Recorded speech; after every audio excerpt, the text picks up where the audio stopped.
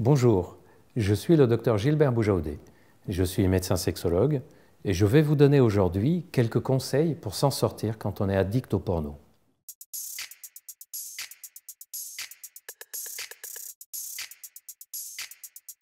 Beaucoup de personnes se basent essentiellement sur la fréquence de visionnage de porno pour savoir si on est addict ou non. Et c'est une erreur.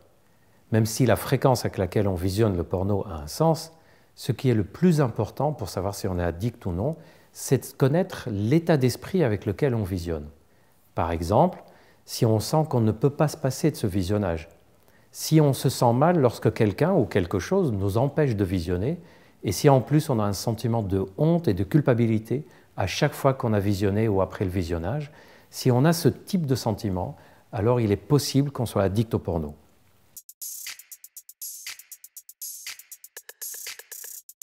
La première chose à connaître pour s'en sortir d'une addiction au porno, c'est que le chemin sera progressif et parfois long. On va avancer un peu à la fois, étape par étape. On va connaître des rechutes plus ou moins importantes et tout ça c'est naturel. Il faut s'attendre à ce que ça soit un parcours qui prenne quelques mois, parfois 1 an ou 2 pour certaines personnes ou plus. Il est donc important d'entreprendre la démarche de s'en sortir d'une addiction au porno lorsqu'on se sent prêt à affronter ce chemin. Et ne le faites pas parce que ça gêne les autres ou parce que les autres vous le demandent. Faites-le surtout quand vous sentez que c'est important pour vous et que c'est quelque chose dont vous souhaitez en sortir.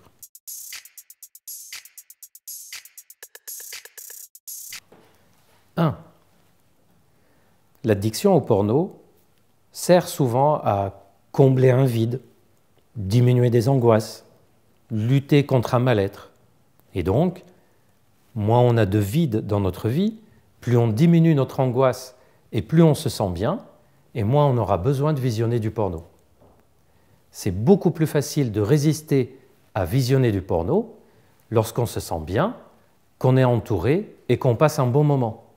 Et c'est beaucoup plus difficile de résister lorsqu'on est seul, qu'on s'ennuie et qu'on se sent mal. 2, lorsque vous allez diminuer puis arrêter le visionnage de porno, vous allez libérer du temps. Prévoyez ce que vous allez faire de ce temps libéré. Il faut le remplacer par une autre activité que la masturbation et le porno. Par exemple, vous pouvez le remplacer par une activité sportive. Le sport est une excellente alternative. Mais ça peut être toute autre activité. Voir des amis, s'occuper des activités artistiques, de la lecture, du repos en dehors de la maison.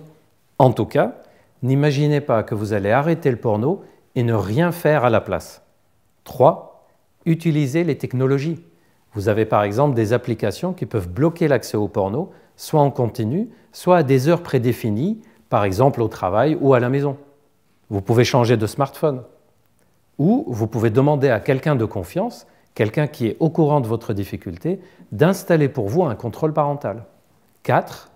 Il y a un point qui est souvent oublié, c'est que lorsque vous craquez, lorsque vous rechutez, surtout ne vous en voulez pas. Ne culpabilisez pas. C'est normal les rechutes. D'ailleurs, ce sont les rechutes qui vont vous permettre de progresser, puisque vous allez pouvoir comprendre dans quel cas vous rechutez. Vous allez comprendre quelles sont les circonstances qui vont vous pousser à visionner le porno. Et n'oubliez pas, plus vous culpabilisez et plus vous allez avoir du mal-être, et plus vous allez avoir du mal-être, plus il y a le risque de visionnage du porno. Donc retenez l'idée que c'est normal de rechuter, à condition d'utiliser cette rechute pour comprendre. Pour conclure, vous pouvez essayer ces conseils et ces astuces que je vous ai donnés aujourd'hui pour vous en sortir d'une addiction au porno. Mais si vous sentez que c'est trop difficile pour vous, que vous n'y arrivez pas tout seul, surtout n'hésitez pas à demander de l'aide, à consulter. Vous ne serez jamais jugé, vous serez écouté et aidé. Vous pouvez consulter votre médecin ou un médecin spécialiste, en ville ou par téléconsultation si c'est plus facile pour vous. N'hésitez pas.